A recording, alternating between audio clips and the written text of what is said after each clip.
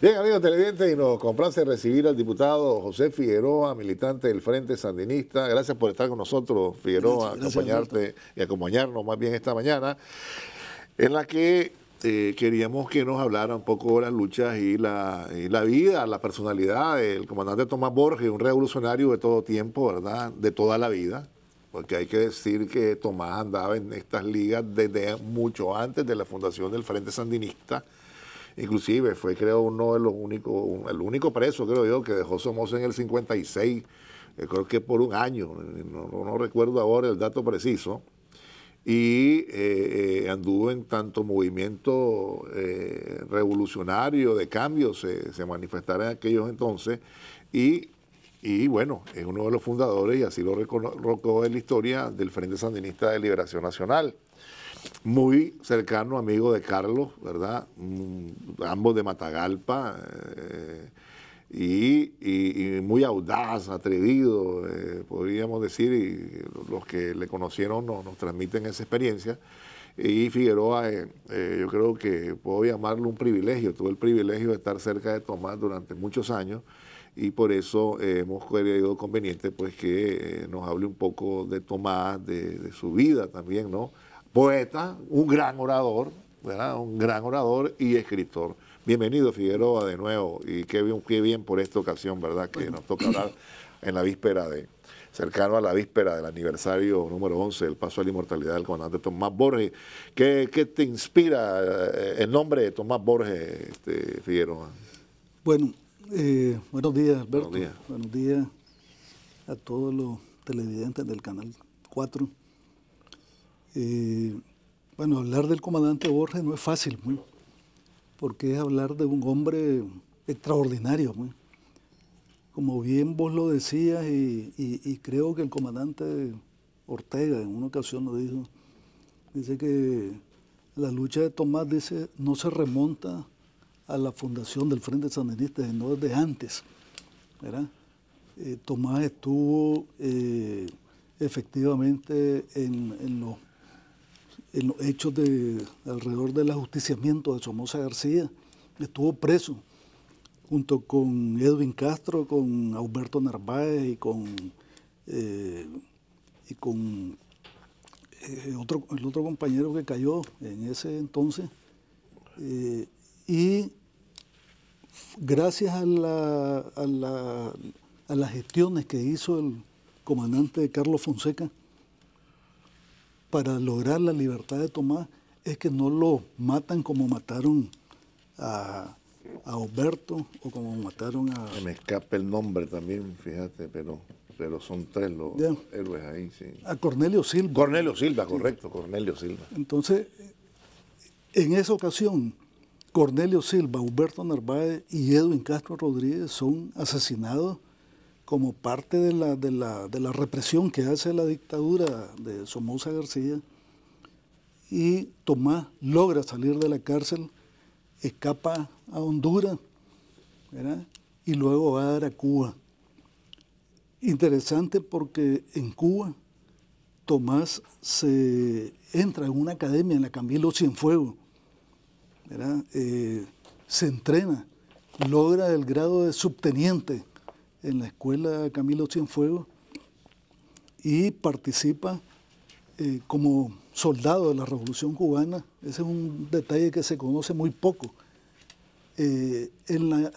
Combatiendo al lado del pueblo cubano en la invasión de Playa Girón en aquel entonces, ¿no?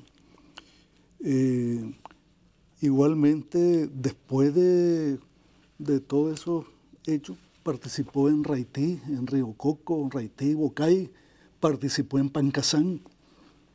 Fue a inicios de los años 70, durante la etapa de acumulación de fuerzas en silencio, el comandante Borges le corresponde entrenar el comando que logró la acción del 27 de diciembre de 1974 en la casa de Chema Castillo, en la que se logra la libertad de 13 compañeros que estaban en la cárcel en aquel entonces, la lectura de algunas proclamas del Frente Sandinista, y además una cantidad no algo considerable de dinero. Sí, de dinero. Para la lucha. Hay que acotar algo, quisiera acotar algo sí. a propósito de Cuba. En un libro que logré tener en mis manos, escrito por el comandante Barbarroja, que le decía, ¿no? Piñeiro, comandante Piñeiro, Manuel Piñeiro, y él habla de, bueno, estuvo siempre en la seguridad al comienzo del comandante Fidel Castro, pero también asistía al Ernesto Che Guevara. Dice que uno de los primeros revolucionarios que recibió el Che Guevara fue a Tomás Borges. Y ese dato ahí está recogido para la historia, escrito por el mismo Piñeiro, ¿no? También, es decir, siempre buscando la manera, ¿no?, de continuar la lucha. Correcto. Luego de toda esa jornada, a inicios de los años, a mediados de los años 70, es capturado Tomás. Luego de que es detectado ahí cerca, en la colonia de la Centroamérica, cerca del Parque de los Marañones, una casa de seguridad junto con Mildred Avanza y con Silvio Casco. Los detecta la guardia, hay un enfrentamiento a tiros donde cae la compañera Mildred Avanza y el jefe de la patrulla de la guardia también cae en esa refriega que se produce a raíz de querer capturar. Silvio y Tomás logran escaparse, romper el cerco, pero cuando Tomás ahí por el colegio de las monjas que queda en la carretera Masaya, ¿cómo es que se llama? El Teresiano. Cerca del Teresiano, Silvio va por su lado y él por su lado, pero él logra escaparse y cuando va a tomar un taxi para lograr escapar, resulta que a la orilla del taxista... Una embarazada. Entonces Tomás decide, por no afectar a esa compañera que va embarazada como copiloto ahí en ese taxi, entonces entrega su arma a pesar del riesgo que corría, que lo pudieran asesinar, pues, y se salva por la declaración que le hace sacar a Silvio Mora, a Somoza. Somoza, pues. Entonces pasa en la cárcel hasta el 22 de agosto de 1978. Eso estamos hablando de casi finales del 76 y en 1978 sale libre junto con todos los presos que estaban sandinistas luego de la acción del 22 de agosto del Palacio Nacional, López Pérez. La unidad de combate Rigoberto López Pérez, que jefiaba el comandante Edén Pastora. Entonces luego sale libre Tomás, pasa en Cuba, chequeándose, atendiéndose médicamente, porque recordemos que habían pasado una jornada dura en la cárcel. Pues. Inclusive la huelga de hambre que a Tomás lo dejó. Sí, varias huelgas de hambre y además tortura. Yo conocí, cuando estuve en el Ministerio del Interior, los lugares donde estuvo Tomás, tanto en la Oficina de Seguridad Nacional como en la Modelo, y donde estuvo aislado. Pues. Y realmente, bueno, dada la disciplina, la tenacidad y la heroicidad de Tomás, fue que logró salir adelante de esa prueba cuando en la cárcel, ¿no? Regresa de Cuba, pasa un periodo muy corto en Panamá y luego a Costa Rica porque se avecina el proceso de unidad interna del Frente Sandinista. Entonces, la Dirección Nacional decide dejar a Tomás ahí, que incluso en ese entonces hay una actividad muy fuerte alrededor del proceso de unidad en los que están involucrados el comandante Daniel, muy comprometidamente, muy persistentemente, Tomás y otros dirigentes del Frente Sandinista, incluso René Núñez, que estaba también en esa época en Costa Rica. Y es así que de esa manera llega días antes del triunfo de la revolución, una vez que se ha logrado este acuerdo de unidad de las tendencias del frente y que los distintos frentes de guerra empiezan la ofensiva final, unidos, uniendo fuerza en contra de la dictadura, es que Tomás ingresa a León, junto con el comandante Daniel, la compañera Rosario, un compañero cubano que le decían el Moro, un compañero panameño que de nombre Fabián, seudónimo Fabián, no sé el nombre. Y yo tuve el privilegio de venir en ese avión también. La misión que traía el comandante Borges y el comandante Daniel, que venían allí, es crear las condiciones para la instalación de la Junta, del nuevo gobierno, de la Junta de Gobierno de Reconstrucción Nacional en León, que a propósito fue Tomás, que en el Paraninfo de la Universidad de León juramentó a la Junta de Gobierno cuando todos ellos ya están en la ciudad de León, pues ya es un primer vuelo esto, pero en otros vuelos llegaron el resto de los miembros de la Junta de Gobierno, doña Violeta, Alfonso Roelo y otros más. Pa. Entonces... Hassan y Sergio, ¿no? Que están sí, no, Hassan estaba en Managua. Estaba en Managua, es cierto, porque se fue al repliegue, es cierto. Sí, sí, es cierto. Entonces, Sergio Ramírez, sí. El cínico, ajá. Llegó el triunfo de la revolución y a Tomás le corresponde la tarea de la dirección, pues le da la tarea de organizar el Ministerio del Interior. Recordemos que aquí las fuerzas represivas, tanto la Guardia Nacional como la Oficina de Seguridad Nacional, fueron disueltas totalmente y se forja una nueva fuerza organizada del pueblo, que es el Ministerio del Interior. Pero quisiera, antes que pasaras al ministerio, discúlpame, quisiera que nos hablara un poco de la personalidad de Tomás. Usted tuvo el privilegio de compartir casas de seguridad en Costa Rica previo al triunfo, conocerle un poco su faceta humana. ¿Qué anécdotas puede recordar? ¿Qué situaciones puede usted traer a la memoria después de 40 y pico de años, pues? Sí, efectivamente, como vos decías, tuve el privilegio en una casa de seguridad en Costa Rica cuando se me designó responsable de la seguridad de Tomás, ¿verdad? Por parte del Frente Sandinista ahí en Costa Rica. Y entonces fuimos a parar a una casa, él y su familia, ¿verdad? Y la familia también de René Núñez con su esposa y sus 2 hijos, en una casa de seguridad donde estuvimos algunos meses hasta que se da todo el proceso de unidad del frente y luego la entrada a León, ¿verdad?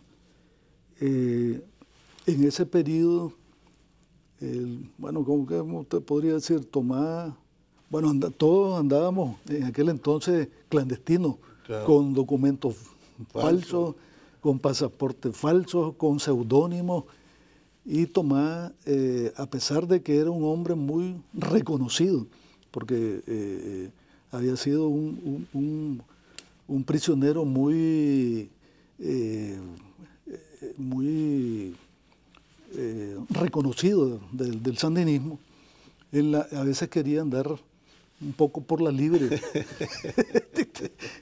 Y entonces yo veía con él, o sea, porque mi tarea era cuidarlo. Claro. Y entonces él, no pasa nada, aquí tranquilo, aquí estamos.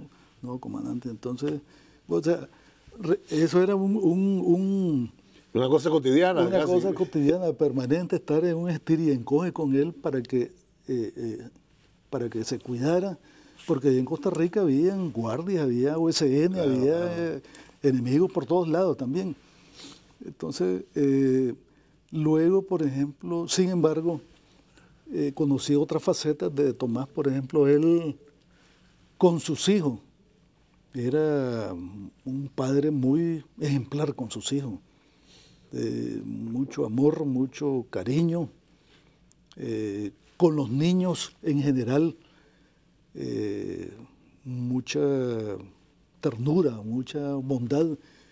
Incluso cuando fundó la policía, Tomás, decía que la Policía Nacional era la centinela de alegría del pueblo, pero especialmente de los niños, porque tenía esa valor muy asentado. Por ejemplo, también conocí de sus cualidades, como Tomás, por ejemplo, su perseverancia, su tenacidad, su el principio de que, bueno, de que se pueden cometer errores, pero no se puede claudicar, ¿verdad? Eso era una frase muy, porque Tomás era, o sea, era exigente, pero estaba muy claro de que cualquier ser humano, incluyendo él, se podían cometer errores, podía rectificarse los errores, pero lo que no se podía nunca era arrodillarse o claudicar frente al enemigo o frente a las dificultades. ¿Crees que él estaba ya claro que estaba cerca el triunfo?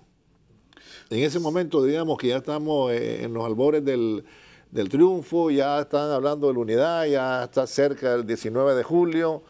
En un momento dado dijo, ahora sí ya. Tomás, por principio era un hombre muy optimista. Claro. ¿Verdad? Pero cuando se da el acuerdo de unidad en marzo de 1978 y que se comunica a todos. No, 79, creo que. 79, perdón. Pero se trabaja desde antes. Sí, 79, perdón, yo me crucé ahí. Sí.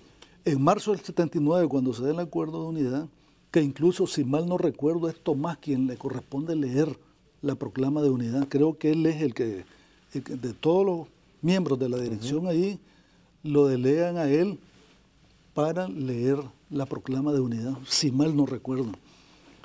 Y en esa ocasión, él estaba convencido que la unidad nos llevaba a la victoria. Y efectivamente lo vimos casi de forma automática. Los distintos frentes de guerra empezaron a trabajar conjuntamente y en un tiempo relativamente corto, la dictadura se fue fragmentando, se fue debilitando, se fue desarticulando hasta ser derrotada como lo ocurrió el 19 de julio de 1979. Ahora, al llegar a León, ¿verdad? Es un país convulsionado, que está en insurrección aún, ¿no? Sí. Pues, habían sus riesgos por todos lados. Sí. Habían sus riesgos por todos lados. Y el entusiasmo de Tomás se mira ahí al momento, inclusive, que se recuperó una imagen, unos videos, donde él le toca presentar ahí al comandante Ortega y dice, este es un muchacho joven, pero tiene mucho rato de estar en el frente, decía, ¿no? Sí. Es decir, la camaradería con sus compañeros, pues a eso me refiero, ¿no? Y además la camaradería con los compañeros, el respeto a los compañeros, pero en especial al comandante Daniel le tenía un gran aprecio, un gran respeto, y bueno, y lo demostró en los distintos momentos, pues en ese periodo que te estoy contando, antes del triunfo de la revolución, a lo largo de los años 80, que fueron años difíciles, pues, ¿verdad? Porque estamos hablando de la etapa de la defensa de la revolución. Lo demostró en el periodo de los gobiernos neoliberales, siempre claro. como vicesecretario del comandante Daniel, y además como amigo, como compañero, como hermano del comandante Daniel. Lo demostró en los distintos congresos del Frente Sandinista, en las distintas batallas de todo tipo que tuvimos que realizar para lograr retomar el poder en el año 2007, y luego durante el periodo que ya de esta nueva etapa, de la segunda etapa de la revolución, que lo unió con el comandante Daniel, una amistad muy entrañable, muy fuerte, y que se demostraron mutuamente una gran fraternidad, un gran compañerismo entre ellos. La faceta humana del comandante Borges trasciende todas las áreas donde le tocó trabajar. Ministerio del Interior, defensa de la revolución, seguridad, policía, todo esto, pero habían unos gestos de extraordinario humanismo que yo creo que muchos hombres no lo harían. Perdonar a su torturador, ¿verdad? Liberar a gente que estaba en alguna situación de riesgo médico. Es decir, siempre y la relación con el pueblo. Pues recuerdo cuando vino Mario Vargas Llosa a hacer unos reportajes aquí, le digo, ¿y que ustedes dicen que ustedes no son populares? Espérate un segundo, vámonos al Mercado Oriental. Y se fue al Mercado Oriental, ¿verdad? Que él estaba sorprendido. Sí, sí, sí. Es decir, esas cosas improvisadas de Tomás, ¿no? De cercanía con la gente, pero además de humano, un ser humano extraordinario, ¿no? Sí. Eso, hoy en la mañana, antes de venir, estuve leyendo un poco el poema, la canción, la letra de la canción, Mi venganza personal. Creo que resume mucho eso, lo que vos me estás preguntando, porque Tomás decía que su venganza personal era el derecho de los hijos del torturador a la escuela y a las flores. Entregar este canto florecido sin temores, mostrar bondad que hay en los ojos de mi pueblo, implacable en el combate siempre ha sido y más firme y generoso en la victoria. Que soñaba Tomás dar buenos días sin mendigos en las calles. Cuando en vez de encarcelarte, te propongo que sacude la tristeza de los ojos. Será entregarte estas manos que una vez vos maltrataste sin lograr que abandonara la ternura. O sea, en estas letras de esta canción se resume mucho la sensibilidad, los valores, los conceptos de vida que tenía Tomás alrededor. Yo tuve la oportunidad esa vez cuando fuimos a visitar, yo trabajaba con él, cuando fuimos a visitar a la OSN a este prisionero. Fue en otro momento que lo dejó en libertad, pero cuando habló con él, o sea, cualquiera que habla con un torturador que le hizo barbaridades durante estuvo preso, hombre, lo normal es ver que te guía la venganza, que la rabia, el enojo, Tomás, ¿no? O sea, estaba por encima de eso. Y habló con él y le dijo que lo perdonaba todo lo que le había hecho y que algún día iba a ver lo que iba a ser testigo de que lo que la revolución iba a hacer por él, por sus hijos y por el pueblo, ¿no? Ya en un segundo momento fue que lo dejó en libertad. Otros detalles importantes, fíjate que aprovecho la oportunidad. Sí, claro. Cuando, por ejemplo, para ver la personalidad de Tomás, cuando se da la muerte de Eduardo Contreras y de Carlos Fonseca, ¿verdad? Tomás estaba preso, lo llegan a sacar la OSN de la cárcel y lo llevan a la morgue a identificar a Eduardo Contreras, que recordemos que había caído junto con Silvio Reñasco y creo que era el otro compañero, bueno, que cayeron aquí por Satélite de Azuzosca, sí. En Satélite de Azuzosca. Silvio Reñasco y otro compañero que no recuerdo el nombre en este momento. Entonces, lo llevan a identificar al comandante Eduardo Contreras. Cuando él llega, ve que es el comandante Eduardo Contreras y entonces sin mayor pregunta se le cuadra al comandante Eduardo Contreras, se le pone firme y da la vuelta marcialmente y sale del lugar. O sea, y los de la OSN impactados de lo que estaba haciendo. Así era Tomás, era un hombre de una sola pieza, pues con los compañeros, con los amigos, respetaba. Y cuando el otro detalle, la anécdota, esa creo que la contó el compañero René Núñez cuando... La de la cárcel, que no se mueva nadie, que dijo No. Cuando está en la cárcel Tomás y cae Carlos Fonseca, que a propósito de eso, creo que cayó el mismo día de Eduardo Contreras, el 8 de noviembre del 76. O sea, fue un golpe fuertísimo al Frente Sandinista, la caída del comandante Carlos Fonseca, ¿verdad? Y la caída de Eduardo Contreras y estos otros compañeros. Entonces, a Tomás lo tienen aislado. O sea, la política de la Guardia era aislar a los prisioneros sandinistas, pero a Tomás lo tenían aislado de los prisioneros comunes y de los prisioneros sandinistas, lo tenían en una celda solo.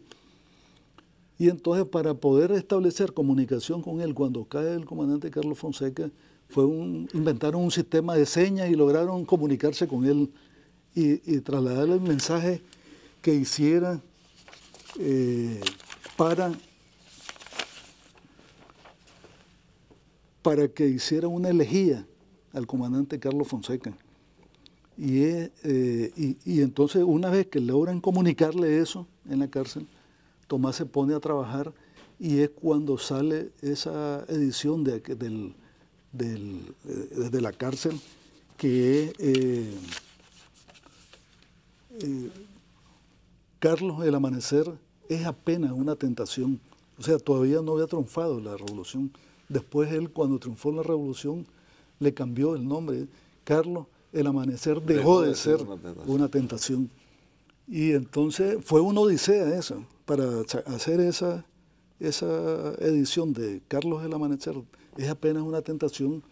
Trabajó en pedazos, hicieron la edición y en pedazos la fueron sacando de la cárcel para que la dirección del frente que estaba afuera la publicara, ese homenaje que se le hacía al comandante Carlos Fonseca después de su caída el 8 de noviembre de 1976.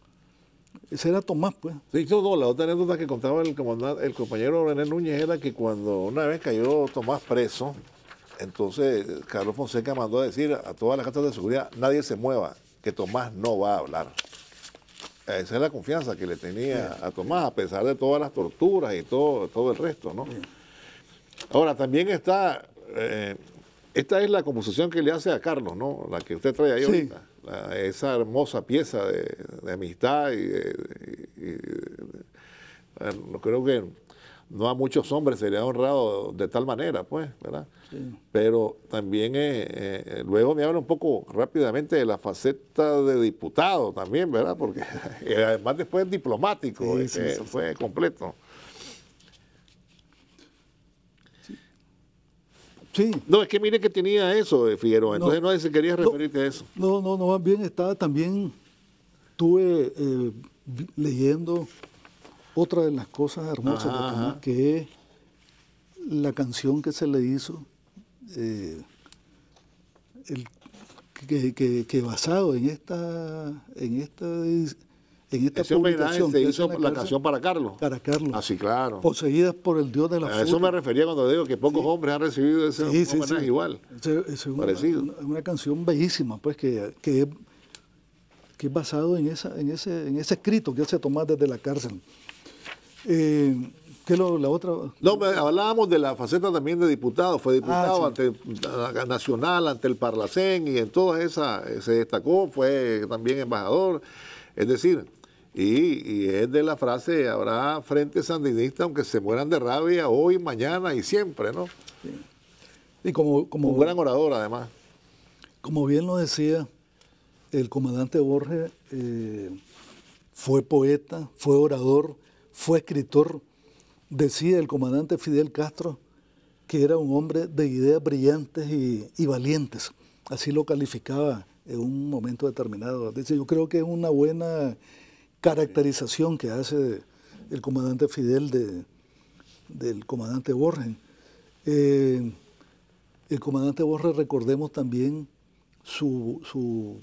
bueno, fue uno de los fundadores, junto con Silvio Mayorga, con Santos López, con Jorge Navarro, del Frente Sandinista, además de lo que ya hablábamos, de todas aquellas gestas antes de la fundación del Frente, de Raitibo, Cay, Río Coco, etc. Y también fue un dirigente político de la revolución en todos los frentes que la revolución lo envió. Ahí estaba el comandante, fue vicesecretario general del comandante Daniel, y efectivamente está esa faceta de ser diputado ante la Asamblea Nacional y diputado ante el Parlamento Centroamericano. De lo que recuerdo bien de la faceta de Tomás, siendo diputado de la Asamblea Nacional, porque fuimos compañeros de bancada en ese tiempo. Él era un hombre que impulsaba mucho los temas ambientales, lucha contra la basura, cuido del medio ambiente, cuido de la madre tierra, no deforestación, todo el tema ambiental lo levantaba con mucha fuerza. Y el otro era el tema del turismo, ¿verdad? Que tenía un grupo de diputados que siempre estaban trabajando para ver cómo se mejoraba la legislación para fortalecer el turismo nacional y el turismo internacional de parte de Nicaragua, ¿no? ¿Dónde ves a Tomás ahora? En este momento, ¿dónde uno puede encontrar a Tomás, su pensamiento, su historia? Mira, yo creo que el legado que nos deja Tomás es el principal, es el trabajar todos los días y toda una vida para lograr una mejoría, una transformación de las condiciones en Nicaragua. Entonces, por lo tanto, lo vemos todos los días y en todos lados a Tomás, porque esa era su principal aspiración como revolucionario y como ser humano. Lo vemos en cada logro, en cada conquista, en cada victoria que hoy día se realiza desde nuestro gobierno. Lo vemos en cada carretera construida, lo vemos en cada hospital construido, en cada escuela rehabilitada y con los niños sonrientes. Lo vemos a Tomás en esto que te decía, en toda la defensa del medio ambiente, en toda la defensa del turismo que hacía desde la Asamblea Nacional y desde el Parlamento Centroamericano. Fue presidente de la Comisión de Turismo del Parlamento Centroamericano en aquel entonces, y también aquí en Nicaragua fue presidente de la Comisión de Turismo de la Asamblea Nacional. Entonces a Tomás lo vemos en cada joven que se prepara técnicamente o que se gradúa de bachiller o de la universidad o en la escuela en el campo. Vemos acá a Tomás en cada campesino que mejora su condición de vida desde los múltiples programas que impulsa nuestro gobierno de reconciliación y unidad nacional. Es decir, vemos a Tomás, como decía, la única primeras damas son las mercaderas de nuestro país. Lo vemos a Tomás. Eso que decís vos de que fue... Vamos a mercados. Sí, o sea, Tomás tenía una confianza absoluta en las mujeres, en las mujeres trabajadoras, en las mujeres del campo. Incluso hace poco leí también, ahora que yo siempre cuando viene un aniversario de Tomás, me pongo a buscar ahí, a reconstruir cosas. Y tenía una frase Tomás que decía que es preciso asaltar las llaves del paraíso terrenal, creando una nueva conciencia acerca de la fuerza de las mujeres como protagonistas de la revolución. ¿Ya? Y entonces allí vemos a Tomás hoy día, con todos los avances y los logros que se han impulsado desde nuestro gobierno en la equidad de género, en la participación política, en el protagonismo de la mujer en nuestro gobierno, en las alcaldías, en la Asamblea Nacional. O igual también vemos a Tomás en los logros que se tienen hoy día en el Caribe, con la autonomía. Tomás fue promotor número 1 de la autonomía de la costa caribe. Tenía una frase que decía: la autonomía marcha alegre y caudalosa como el río Huanquí. Es el abrazo dulce, cálido y para siempre de toda la nación para construir la tierra prometida. O sea, era un hombre muy comprometido con la autonomía y con la reivindicación de los derechos históricos de los pueblos afrodescendientes, de los pueblos originarios y de los pueblos del Caribe de nuestro país. Gracias, Marcelo. Bueno, es tu seudónimo, Marcelo. Una última cosa para luego recibir a Marcio. Cuando viste a Tomás, ¿sabías que era él? Sí. Es que todo el mundo pues decía... No, bueno, hay que recordar otra cosa. Hiciste un recuento del histórico y en el comando Juan José Quesada, que ejecuta la acción de Chema Castillo en 74, es Tomás el que da la orientación política, el que llega a diario ahí a la casa que había alquilado Leonel Espinosa con Charlos Baltodano en el crucero donde estaba el comando entrenando. Sí. Y es Tomás el que le tocaba llegar a ser... Y muchos decían que no sabía quién era, ¿verdad? Sabían que era, digamos, entre comillas, alguien de grueso, que sé yo, pero ¿cómo sabía que era Tomás? Yo te digo, bueno, el comandante Borges, pues ya no había... Yo sabía porque ahí. Acordate que era el preso más connotado. Más connotado, correcto. Y además cuando salió libre... Ya la cara, pues ya después... Entonces cuando yo lo encuentro un chaparro ahí, de Tomás, aunque se llamaba de seudónimo William. William. Entonces, que William aquí, yo siempre, por supuesto, le decía William aquí. William. Pero yo sabía que era el comandante de Borges, pues. A diferencia de... Porque ya, pues, se ve... No, que imaginaste la trascendencia de venir en ese avión, creo yo, ¿verdad? Para León. No, yo, honestamente, en ese momento no miraba tan de pocos días el desbarajuste y la desarticulación de la dictadura en aquel entonces.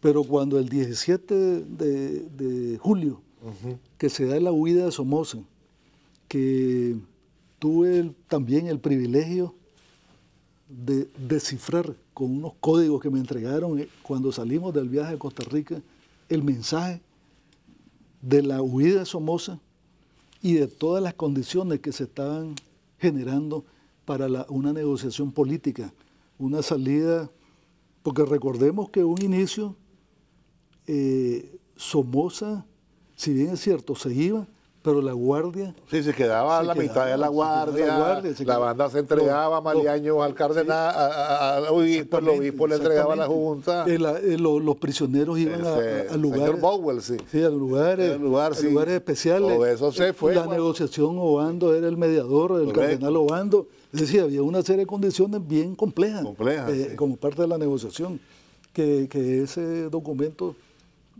después de muchos años, se lo entregué a la compañera Rosario para que lo archivara, porque ese es un documento histórico del frente.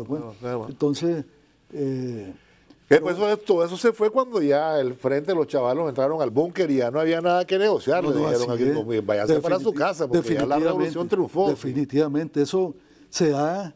Bueno, detalles a propósito de eso que decías de León. Cuando se da la huida de Somoza, es una cosa que no me olvido nunca.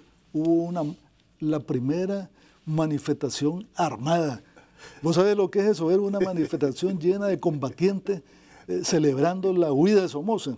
Y en centenares, no sé cuántos harían, a lo mejor miles, que iban a la plaza Juan José Quesada, y ahí estaba el comandante Daniel, ahí estaba Tomás al frente, arengando y moralizando a toda la tropa que estaba combatiendo en León. Una cosa impresionante. Un momento inolvidable. Es como también la juramentación que se hace en el Paraninfo de la universidad. Son cosas inolvidables y ahí está la historia que se encarga de mantenerlas vivas.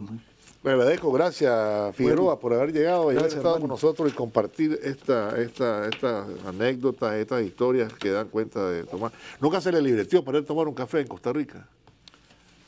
Dice que era libretero a veces. Tomémonos un cafecito. De vez en cuando. Oye, gracias. Vamos a irnos a la pausa. No se vayan, ya regresamos.